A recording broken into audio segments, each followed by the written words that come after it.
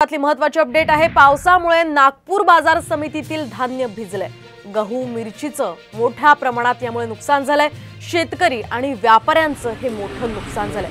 नागपुरात जोरदार अवकाळी पाऊस बरसलाय आणि त्याचाच हा परिणाम या सगळ्या धान्यावर झालाय। आपण पाहू शकतोय ही दृश्य।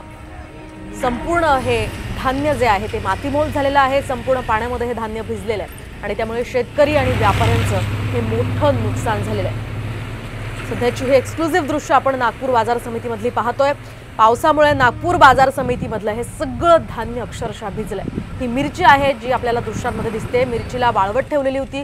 खरं तर हे उन्हाळ्याचं वातावरण आहे आणि ऐन उन्हाळ्यामध्ये अशा प्रकारे अवकाळी पावसानं हजेरी लावल्यानं या मिरचीचं पूर्णपणे नुकसान झालंय। त्यामुळे व्यापारी आणि शेतकरी सध्या अडचणीत आहेत। या संदर्भात आपण अधिक माहिती जाणून घेऊयात आमचे प्रतिनिधी पराग ढोबळे यांच्याकडून। पराग, काय अधिकचे अपडेट्स मिळतात? नक्कीच काल मोठ्या प्रमाणात जो आहे तो पाऊस नागपुरात झालेला होता आणि या पावसामध्ये जो आहे बाजार समितीच्या आवारामध्ये ठेवण्यात आलेलं मोठ्या प्रमाणाचे धान्य होते, लिलाव झालेलं धान्य होतं, ते पाण्यामध्ये भिजलेलं आहे। त्यामध्ये गहू आहे, त्यासोबतच मिरचीची मोठी बाजारपेठ म्हणून कळमना बाजाराकडे पाहायला जातं। त्या ठिकाणी मोठ्या प्रमाणात जो आहे मिरचीची आवक सुद्धा होती, ते सुद्धा पाण्यामध्ये भिजल्याचं जे आहे ते दृश्यांमध्ये आपल्याला पाहायला मिळतं।